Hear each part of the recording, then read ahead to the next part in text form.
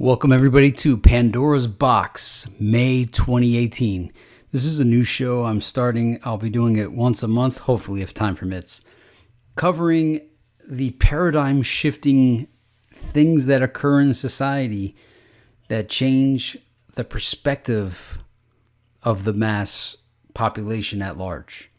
Most of these things are things that, as conspiracists, we already know about, but it's when the permission or the perspective or the gatekeeping of information that was suppressed or societally forbidden is now released or, in most cases, unleashed out into the open.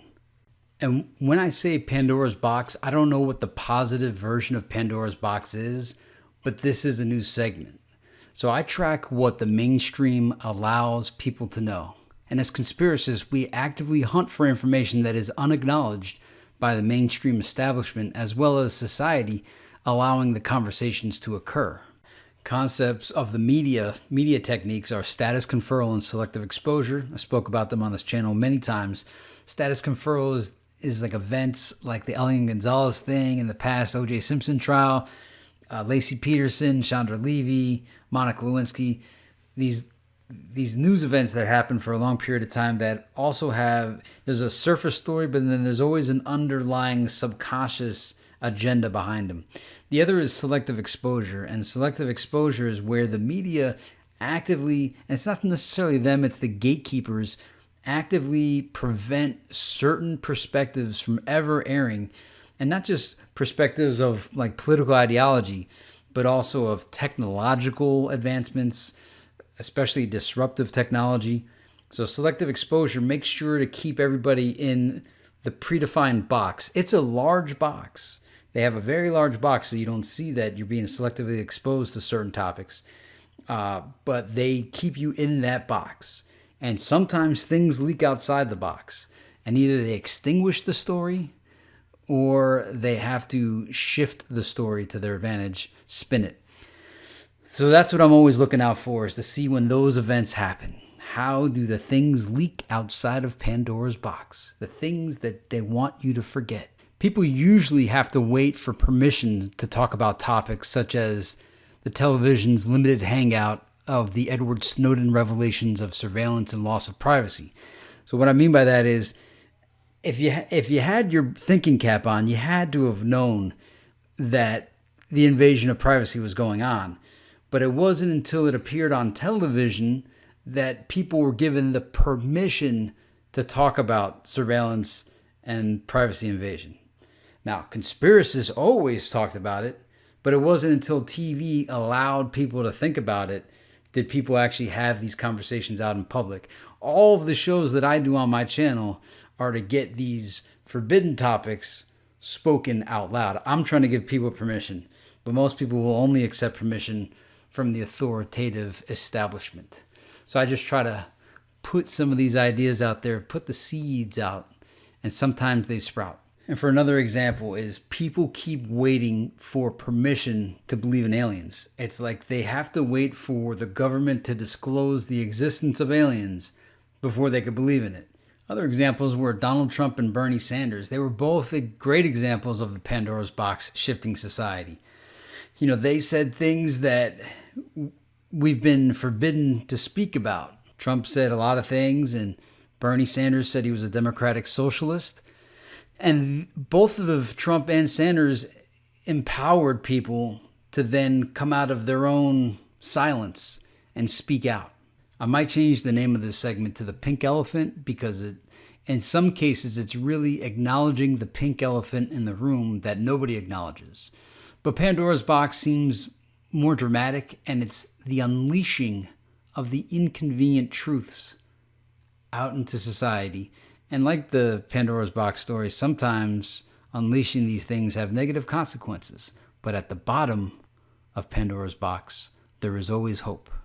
So for the first Pandora's Box, it is Catherine Austin Fitts and Richard Dolan's $21 trillion article in Forbes. So if you haven't been following Catherine Austin Fitts since at least 2004, you've missed out on some excellent and exciting information, which has really gone under the radar. But recently, Forbes magazine ran an article with not necessarily her work, but another guy did a study based on her findings and was able to somewhat verify it. So in the article, her claims of the $21 trillion missing were challenged and were verified, duplicated, and reproduced. And so the outcome was Forbes magazine ran an article on it. This is the pink elephant in the room, the missing money. $21 trillion is more than the national debt. And now Pandora's Box is opened. While people may not care about hearing about UFOs or government conspiracies, everybody's interested in money.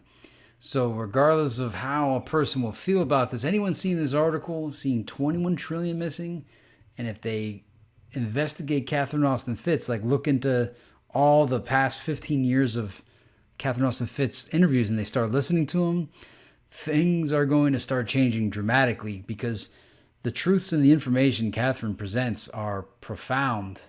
Profound. If you never heard Catherine, you got to look her up. I mean, listen to Catherine Austin Fitts' video before you hear any of my videos. Catherine and Richard Dolan are the two coiners of the term the breakaway civilization. And with $21 trillion, you could pretty much buy the moon.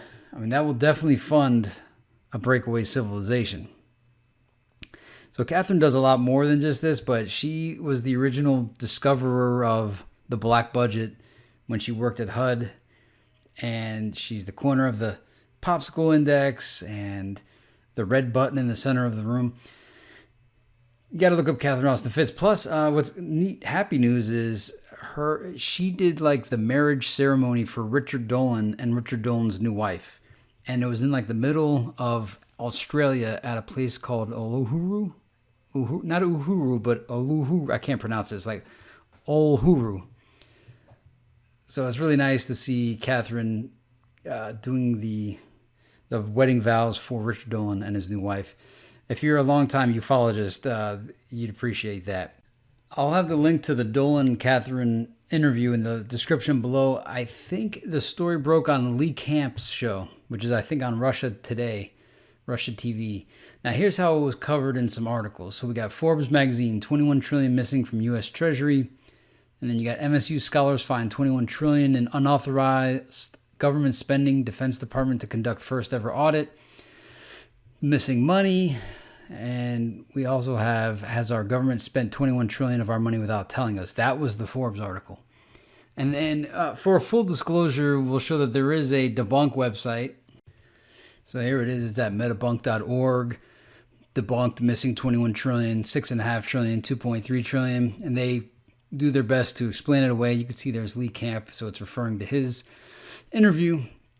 But what I call this, a lot of debunking. Now, some things are just disinformation.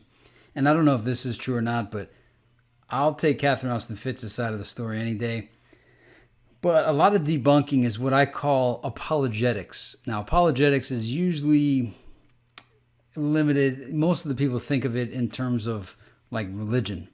So when a non-religious person confronts a religious person about something that doesn't check out, and that religious person may be persuaded by that information, they'll go back to their pastor or their, whichever denomination or whichever religion they subscribe to. And the clergyman, his role is to do the apologetics of debunking whatever inconvenient information that conflicts with the religious ideology. And the mainstream media does the same thing to discredit or debunk any kind of information that does not match the official narrative, because of course $21 trillion, that's like, how did that get hidden? How did nobody report on that?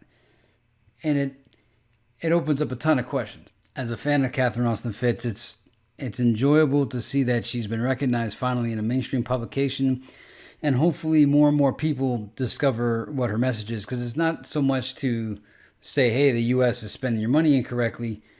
It's to find corruption, but also her methods of helping keep your money on Main Street instead of going all the way to Wall Street, spending locally, keeping the money in your community, and a bunch of other stuff that she teaches, I think are all positive things that the USA would benefit from, the citizens, the everyday people. Because we've clearly been manipulated, and a lot of things that are in the disinterest of all of us have happened. I believe Catherine is one of those people that is fighting for the people. And while none of this information is new if you've been following her or just conspiracy in general, when this kind of stuff hits mainstream publications, it legitimizes it and it allows for the conversation to happen. And what people end up doing is they start talking about other forms of corruption that are happening that are very similar to what Catherine's talking about. And while I'd love to subscribe to her newsletter, it's way too expensive for me. The 1 month subscription is $30, 6 month $160, 1 year is $275, and then for digital and print, the premium subscription is $375. I really can't afford to do that right now. It's a shame because I really would like to get some of that information. You do have to have a little bit of a financial vocabulary to fully grasp many of the concepts that Catherine Austin Fitts talks about. Many of them are accounting terms and other financial terms. Also, Richard Dolan is, in my opinion, the best ufologist of all time. So also check out Richard Dolan. He's done a lot of speeches that are outside of ufology. Like his thing has also evolved. So he talks about disruptive technology, the breakaway civilization, and these concepts are tremendously important to me. The Pandora's Box takeaway from this is people are now aware of $21 trillion missing. If they think about it, that's like, wow, that's a lot of money. That's so much money. You could build a breakaway civilization. Once they learn of this concept of the breakaway civilization, they'll look at shows like Westworld, Truman Show, The Giver, all these shows that depict breakaway civilizations, and then start to pay a lot more attention to it and consider it more. And like in the flat earth community, it helps make the land beyond the ice wall seem plausible. So it does a lot. Now, don't let that part discredit everything. I'm just saying this concept of breakaway civilization, it affects every single area, whether it's movies, strange online ideologies, or other things. Ufologists and flat earthers alike can both appreciate the concept of the breakaway civilization, whether it's off planet or whether it's on planet in the land beyond. The other part, more importantly, is it introduces a whole new group of people to Catherine Austin Fitts. And like I said, if she becomes mainstream and people seek out Catherine, a whole lot of changes are going to happen because her information is paradigm shifting. She is the Pandora's Box. Now for the next Pandora's Box, Kanye West and Candace Owens. So the month of May began with Kanye West opening Pandora's Box and releasing Candace Owens into the world that broke the internet. Much was observed by all to see the aftermath on how Kanye was treated by both sides. It also was a coming out moment for many people who silently supported Trump. So now Candace Owens is now a household name, and people are hearing and seeing an alternative perspective of reality, which they have been gatekept and forbidden to hear. And don't get it party twisted that I only want to see one way. Like when the film The Zeitgeist came out by Peter Joseph, who certainly is not on the same team as Candace Owens, I was very happy that that information came out as well as Zeitgeist 2, the addendum, the whole Zeitgeist movement, and the Venus Project. There are many different factions to all the ideologies. And while Peter Joseph isn't a household name, I think most households have heard of the Zeitgeist film, at least part 1. They may not be aware of part 2 or part 3 or any of the offshoots. But now Candace Owens is a household name, and people are hearing and seeing an alternative perspective of reality, which they have been gatekept and forbidden to hear. Any silencing or forbidding or gatekeeping of any information I don't like, regardless of which side it's on. I always look at all sides. I am a philosopher, so you got to take in all information and not fear info. Take it all in. We are the dual legacy, the yin and the yang. The first tenet to my ideology is all ways are the only way. There's never only one answer except that which is all answers. So a paradigm shift is occurring as Candace Owens is viewed. The suggested videos on the side of these YouTube videos will also introduce people to Thomas Sowell, who economically speaking is the antithesis of what they've all believed, and other voices like Jordan Peterson. So politics aside, most people live in echo chambers where they only want to hear their perspective of reality. So Republicans watch Fox, Democrats watch CNN and MSNBC, Comedy Central, and NPR. And I marvel when alternative perspectives and ideas are introduced to balance out the ideological dominance of discussion, especially for any group that only wants to see what they want to see. That's called biased message confirmation. It also goes by a couple other names as well. So I'm sure Kanye's new album will be eagerly anticipated by all ears, regardless of which side you're on, because everyone's going to be curious to hear what he has to say. And the first of his 2 albums release on June 1st. One of them is only going to have 7 tracks. And I did see the majority of his interview with Charlemagne the God. I still have to see like the last half hour of it. It's queued up. I will get to it. I did watch a lot of it when it first came out. And to the conspiracists watching saying, Kanye's a stupid celebrity. I can't believe you listen to celebrities. No, I don't.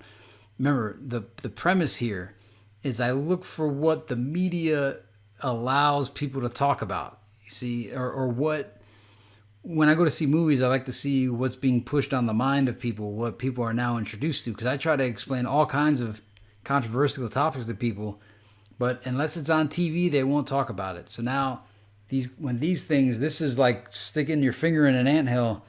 Everyone's running wild right now. So this has created a lot of chaos, and it's created a lot of discussion, debate, and a lot of people are starting to hear each other out. I think a lot of convos are happening. A lot of people are yelling at each other, but also a lot of people are listening to each other or listening to new perspectives. You're never going to change hardline extremists for any ideology on either side. But it's the average person that's only been presented with one perspective that finally gets to hear another perspective. There is something tremendously satisfying when I see that happen. All right, the next Pandora's Box was Childish Gambino's This Is America. So to counter the opening of Kanye opening the Candace Owens Pandora's Box, Childish Gambino's This Is America music video was strategically released to shift the attention while simultaneously promoting the new Star Wars film.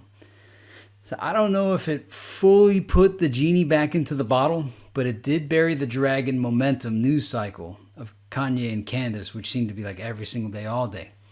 So this video introduced the masses to the concept of the media distracting them and metaphorical interpretation of music videos. There's a gazillion interpretations of this. Tons of people online have made their own and thoroughly examined it. I'm not doing that here.